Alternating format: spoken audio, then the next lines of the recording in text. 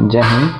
तो ये है इकोनॉमिक्स का। इससे पहले हम हिस्ट्री को लेकर के आ रहे थे काफ़ी लंबे समय से, फिर हमने सोचा कि थोड़ा चेंज कर लेते हैं सब्जेक्ट को, क्योंकि एक बार पढ़ते पढ़ते बोर जैसा ना लगे।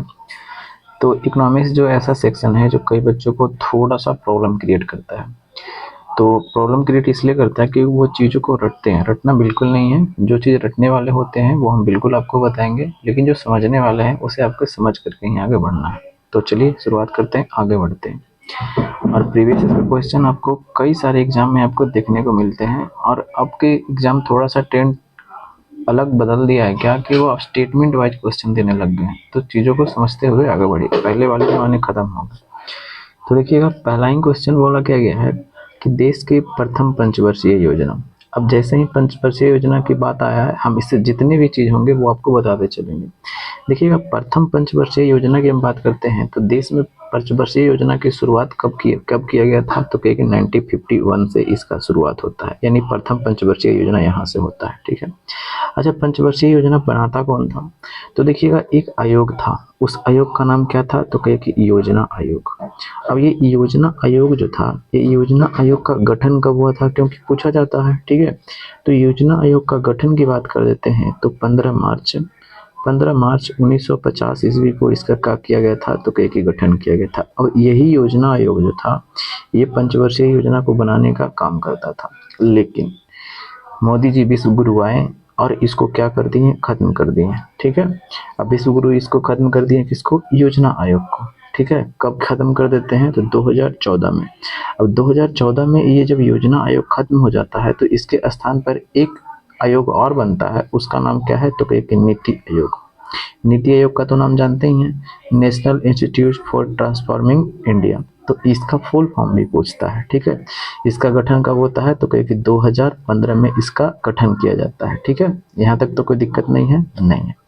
अब देखिएगा, पंचवर्षीय योजना की हम बात कर देते हैं तो इसका शुरुआत कब से होता है? तो कहे कि 1951 से लेकर के कब से कब तक? तो कहे कि 56 तक ये प्रथम पंचवर्षीय योजना चलती है। ठीक है, कोई दिक्कत नहीं।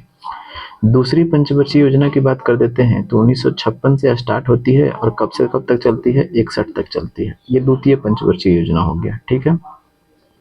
तृतीय पंचवर्षीय योजना की हम बात कर देते हैं तो 1961 से ये स्टार्ट होता है और कब तक चलता है? तो कहे कि 1966 तक चलता है। यहाँ तक तो कोई दिक्कत नहीं है, ये तृतीय पंचवर्षीय योजना हो गया। ठीक है।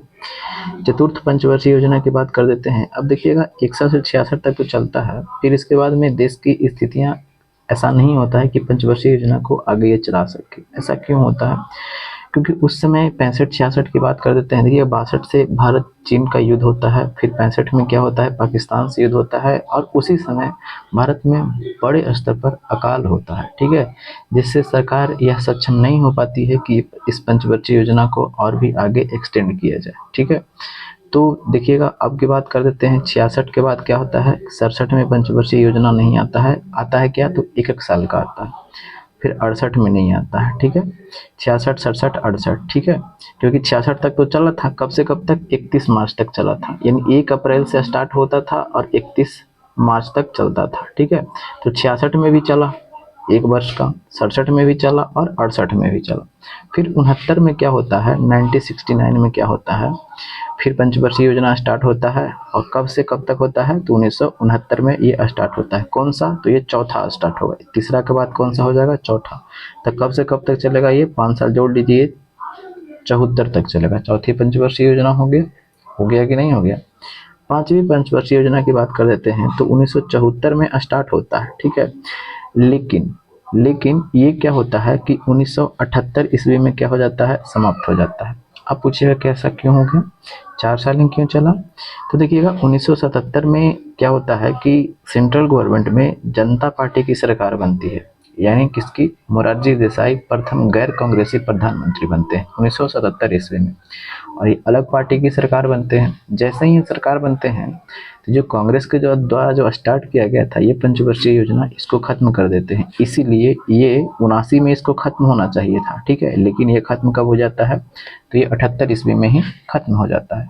कोई दिक्कत तो नहीं है? समझ में आया? जी, ठीक है। तो ये कौन सा हो गया पंचवर्षीय योजना? ये हो गया आपको 5वीं पंचवर्षीय योजना। समझ में आ गया? कोई दिक्कत तो नहीं है? नहीं। पहला हो गया, दूसरा, तीसरा, चौथा और ये पांचवा। छठी पंचवर्षीय योजना की बात कर देते हैं। तो छठी पंचवर्षीय योजना कब स्टार्ट होता है? तो कहे कि 1980 ईस्वी में। क्यों 80 में? क्योंकि देखिए 77 में तो ये बनते हैं, 77-78 तक तो ये रहवे करते हैं। फिर उसके बाद में इंदिरा गांधी बनती है सरकार, ठीक है, तब उसके बाद में फिर से क्या होता है, पंचवर्षीय योजना चालू की जाता है। यानी जब जब कांग्रेस का गवर्नमेंट आता है सेंटर में, उसके बाद ये क्या होता है, चालू होता है, ठीक है। 80 से कब तक चलेगा? तो कहे कि 85 ईस्वी तक चलेगा। तो ये कौन सा पंचवर्षीय योजना हो गया? ये छठा हो गया, ठीक है। और फिर उसके बाद में 85 से कब तक चलेगा? फिर 90 तक चलेगा। ये कौन सा पंचवर्षीय योजना हो गया? ये 7वीं पंचवर्षीय योजना हो गया। फिर उसके बाद में क्या होता है कि 90 के 91 के आसपास में क्या था कि राजनीतिक उठापटक बहुत ज़्यादा हुआ सेंट्रल गवर्नमेंट में। कोई अस्थायी पार्टी बढ़िया से रूल नहीं कर पा रहा था, ठीक है। तो पंचवर्षीय योजना नहीं आ पाया उस समय, ठीक है। फिर उसके बाद में 92 से क्या होता है, स्टार्ट होता है और फिर 97 तक। तो ये कौन सा पंचवर्षीय हो जाएगा? तो ये 8वीं पंचवर्षीय योजना हो जाएगा, ठीक है। और फिर उसके बाद में 1997 से कब तक चलता है? 2002 तक चलता है। ये कौन सी पंचवर्षीय योजना हो गया? तो ये 9वीं पंचवर्षीय योजना हो गया, ठीक है। चलिए, ये सब आपको होठ पे रहना चाहिए, ठीक है। अब देखिएगा 2002 में जब स्टार्ट होता है, फिर उसके बाद 5 साल और जोड़ लीजिए तो 2007 में ये होता है 10वीं पंचवर्षीय योजना, ठीक है। अब 2007 में स्टार्ट होता है और फिर उसके बाद में 12 में क्या होता है, खत्म होता है ये 11वीं पंचवर्षीय योजना। और फिर 12 में स्टार्ट होता है, लेकिन खत्म होना चाहिए था कब? 17 में, लेकिन 14 में ही विश्व गुरु आते हैं और इसको क्या करते हैं, खत्म कर देते हैं, ठीक है। समझ में आ गया? तो ये पूरा नहीं हो पाया। अब देखिएगा इसकी बात कर ये पूरा हो गया था, बट पंचवर्षीय योजना आगे नहीं बढ़ पाया, ठीक है। ये पूरा हो गया, ये पंचवर्षीय योजना था जो पूरा हो गया, बट जो आगे था एक्सटेंड नहीं कर पाया, ठीक है, क्योंकि योजना आयोग को 14 में खत्म कर दिया गया था, ठीक है। अब देखिएगा इस चीज़ों को समझिएगा। हम बात बताते हैं कि देखिएगा अब ये क्वेश्चन आप देख रहे हैं ना, क्या बिना समझ करके अब रट करके बना सकते हैं? बिल्कुल नहीं। तो इसीलिए हम इतना आपको मेहनत कर रहे हैं, ठीक है। चाहेंगे तो सिर्फ ऑप्शन टिक लगा करके आगे भी बढ़ सकते हैं, बट कोई फ़ायदा नहीं होता है, ठीक है। एग्ज़ाम में आप बैठते हैं, सच में अगर आप होंगे एग्ज़ाम में मेहनत करने वाले, तब आपको पता होगा। और होंगे आप केवल इधर देख लिया वीडियो, उधर देख लिया, मस्त सर, वाह सर, गजब सर, तो आप नहीं समझ पाइएगा, ठीक है। चलिए अब हम देखते हैं कि 1939 ईस्वी में क्या हुआ था कि आपका द्वितीय विश्व युद्ध स्टार्ट हुआ था और 45 में खत्म हुआ था।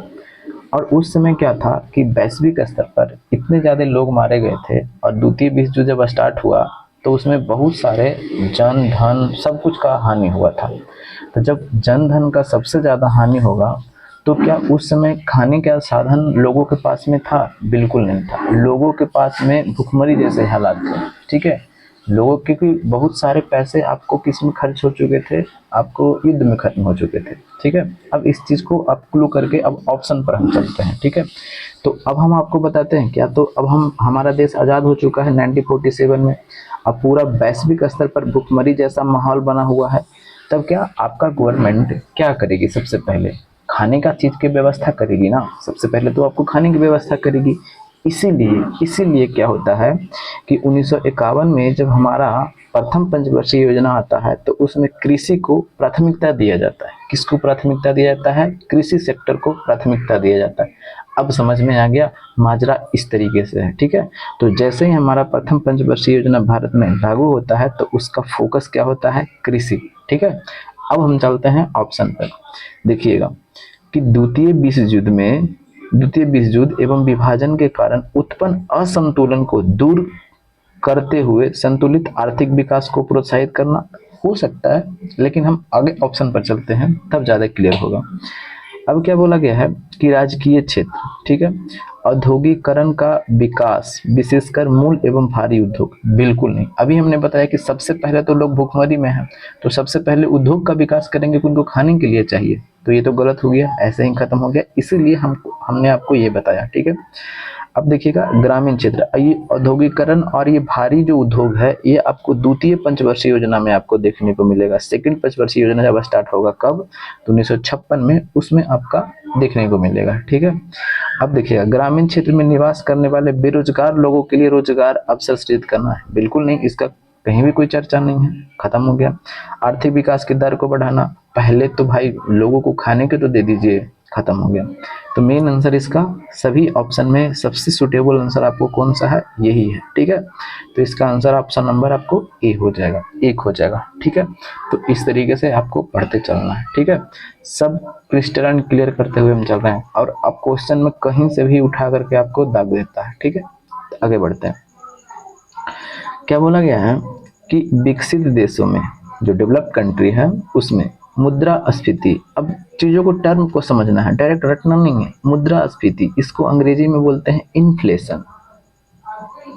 इन्फ्लेशन का अर्थ क्या होता है, सबसे पहले इसी चीजों को समझना है। इन्फ्लेशन समझते हैं क्या होता है, जैसे में हम समझाते हैं आपको कि मान लीजिए कि ये बाजार है, ठीक है, ये बाजार है, और इस बाजार में आपको 10 गो क्या है, मोबाइल है, 10 ठो आपको मोबाइल है, और 100 रुपया है। बाजार में कितने हैं, 100 रुपया है। ठीक है, बाजार में कितने मोबाइल हैं, 10 मोबाइल आपको हैं, और 100 रुपया आपको बाजार में है। तो आप सोच करके देखिए कि एक मोबाइल का कीमत कितना पड़ रहा है, तो कहिए कि 10 ही पड़ रहा है। ठीक है, और इन्फ्लेशन में क्या होता है कि इन्फ्लेशन में मूल्य, किसका मूल्य, तो पैसे का मूल्य गिर जाता है। मतलब नहीं समझ पाए, अभी हम समझाते हैं। ठीक है, मान लीजिए कि 10 गो मोबाइल अभी ही है, ठीक है, मोबाइल 10 अभी भी ही है, लेकिन मार्केट में पैसा जो आ गया 100 रुपया और आ गया, तो मार्केट में पैसा कितना हो गया, 200 हो गया ना, और मोबाइल अभी भी 10 ठो ही है, ज़्यादा नहीं हुआ है। तो पहले इस मोबाइल का दाम कितना था, 10 रुपया था ना। अरे 10 मोबाइल है और 100 रुपया है, तो एक मोबाइल का दाम कितना हो जाएगा, 10 रुपया। अच्छा, लेकिन अब मार्केट में 200 रुपया आ गया, तो अब एक मोबाइल का दाम कितना हो गया, तो कहिए कि भैया अब तो 20 रुपया हो गया। तब आप बताइएगा कि ये मुद्रा का वैल्यू यानी पैसे का वैल्यू गिर गया या उठ गया, तो कहिएगा कि तो गिर गया। यानी कोई सामान पहले हम 10 रुपया में ले लेते थे, अब इतना गिर गया कि अब हमको वही सामान 20 रुपया में लेना पड़ रहा है। यानी वैल्यू किसका बढ़ गया, सामान का ना, मोबाइल का ना। तो अब वैल्यू किसका घट गया, तो कहिए कि पैसे का। तो अब बताइएगा कि पहले आप 10 रुपया में एक मोबाइल लेते थे, और अब आप 20 रुपया में एक मोबाइल ले रहे हैं। ठीक है, तब आप बताइए कि इन्फ्लेशन बढ़ा या घटा, महंगाई जिसको बोलते हैं, ठेठ में समझिए तो महंगाई बढ़ी या घटी। अब बताइएगा, अब बताइए कि महंगाई बढ़ी या घटी, तो कहिए कि भैया महंगाई तो क्या हो गई, बढ़ गई। अगर हाँ, अगर मोबाइल भी आपको और उत्पादन कर देते, ठीक है, यानी 10 मोबाइल और आ जाता, तब आपका महंगाई नहीं बढ़ता, क्योंकि अब फिर देखिए अब 200 रुपया मार्केट में है और 20 गो मोबाइल आ गया, तो अब एक मोबाइल का फिर से कीमत कितना है, 10 रुपया, पहले भी कितना था, 10 रुपया। तो क्या महंगाई बढ़ी, तो कहिए कि नहीं। अब समझ में आ गया ना, चीज़ों को इस तरीके से समझते हुए बढ़ना है। ठीक है, और रट करके चलिएगा तो कुछ नहीं होगा। यहाँ तो समझ में आ गया, ये हमको इन्फ्लेशन का अर्थ पहले समझाना था कि इन्फ्लेशन होता क्या है। ठीक है, इन्फ्लेशन तो समझ गए, क्या इन्फ्लेशन होता है, यानी मुद्रा का वैल्यू गिर जाना, और जो प्रोडक्ट है आपके पास में उसका वैल्यू बढ़ा हुआ रहना। ठीक है, यानी पैसा का वैल्यू गिर गया, किस में गिर गया, यानी इन्फ्लेशन में, और वही डिफ्लेशन होगा तो वहाँ पे पैसा का वैल्यू बढ़ जाएगा। ठीक है, तो इसलिए इसको ध्यान में रखना है, समझ में आ गया, इसको समझते हुए बढ़ना है। डिफिनेशन केवल मत रटिएगा, कुछ नहीं फायदा होता है। ये तो समझ गए इन्फ्लेशन, मेन इस टर्म को पहले समझिएगा। अच्छा, इन्फ्लेशन तो हमने समझ गया, अब हमें वो क्वेश्चन नहीं पूछा है, हमें तो इन्फ्लेशन समझ में आ गया, बट क्वेश्चन कुछ और पूछा है। पूछा क्या गया है उस चीज़ों को हम देखते हैं। पूछा क्या गया है ना कि आकलन किस आधार पर, किस आधार बनाकर किया जाता है, यानी मुद्रास्फीति का आकलन किस आधार पर बनाकर किया जाता है। अब जैसे में देखिए, ये है थोक मूल्य। जैसे में क्या होता ना है कि आप हाउस सेलर के पास में जाते हैं तो वहाँ पे चीज़ जो होती है थोड़ी सस्ती मिलती है आपको खुदरा विक्रेता से। ठीक है, यानी जहाँ से हम उपभोग करते हैं, उपभोक्ता मूल्य सूचकांक, वहाँ पे थोड़ा आपको महंगा मिलता है। तो आपको मुद्रास्फीति यहाँ से बढ़ेगा, थोक मूल्य से बढ़ेगा, या यहाँ से बढ़ेगा, उपभोक्ता मूल्य से बढ़ेगा। अब जैसे में देखिएगा, अब चीज़ों को देखिएगा, यहाँ से हम बताते हैं क्या, कि जैसे में आप मान करके चलिएगा कि आपने एक गोदाम है, आपका एक गोदाम है, ठीक है, और आपने प्याज को इकट्ठा कर लिया खरीद करके, ठीक है, और जब प्याज को इकट्ठा कर लिया खरीद करके, ठीक है, तो जब प्याज को इकट्ठा कर लिया खरीद करके, और जैसे ही मार्केट में क्या हो गया कि आपने देखा, क्या देखा कि जो प्रोडक्ट है वो कम हो गया है, ठीक है, और प्रोडक्ट कम हो गया है, और फिर उसके बाद आप सेल करने लग गए, ठीक है, क्यों? क्योंकि देखिए कि आप प्रोडक्ट कम हो गया है, जिसको आप काला बाजारी जिसको बोलते हैं, प्रोडक्ट कम हो गया है, तो अब हम उसको बेचेंगे तब हमको ज़्यादा वैल्यू मिलेगा, ठीक है, यानी ज़्यादा पैसा मिलेगा।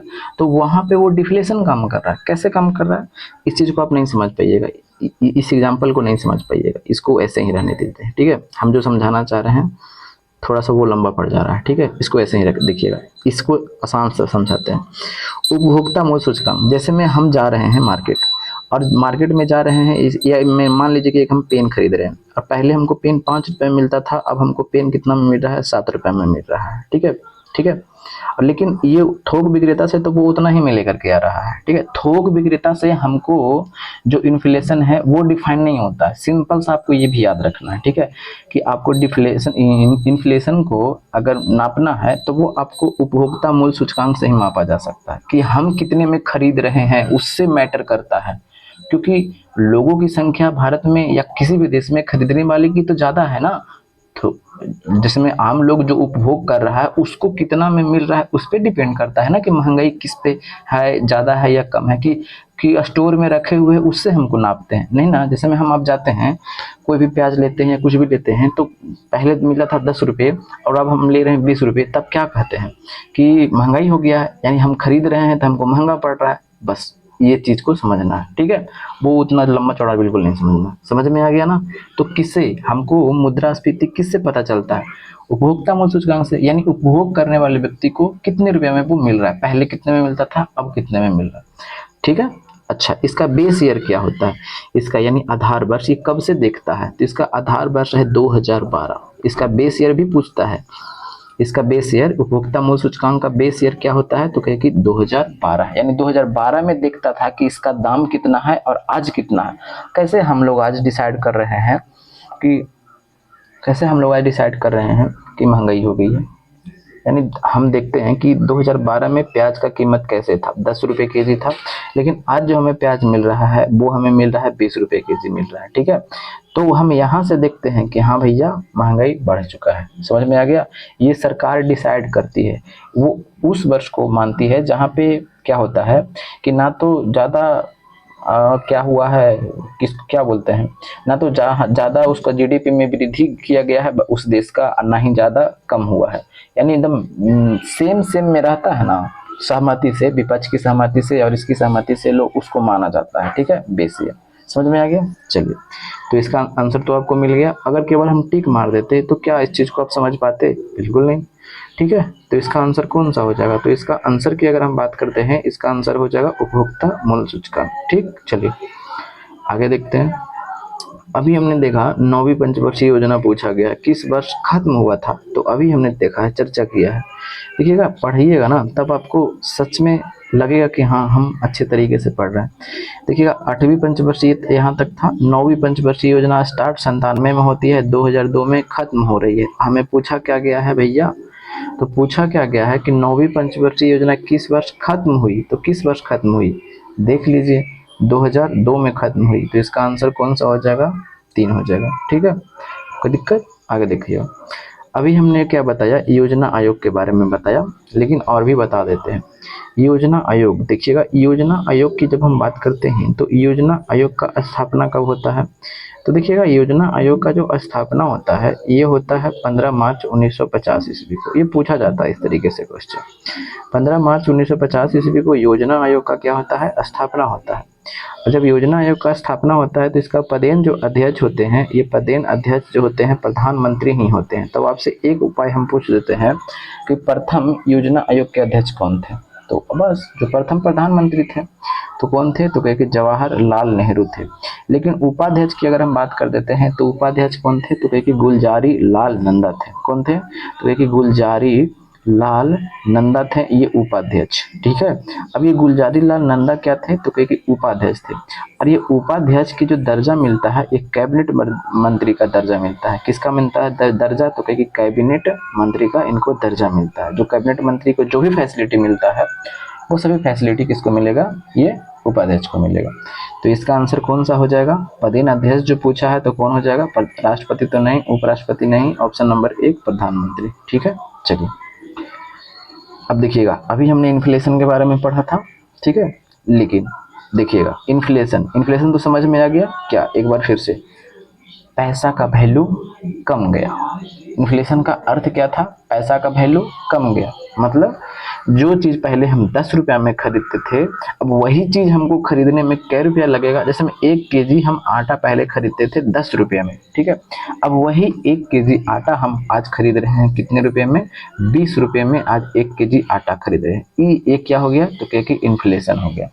कोई दिक्कत तो नहीं है, लेकिन पूछा क्या गया है कि कौन से वर्ग में लाभ रहता है, यानी जब इन्फ्लेशन हो जाएगा तब किसको लाभ होगा।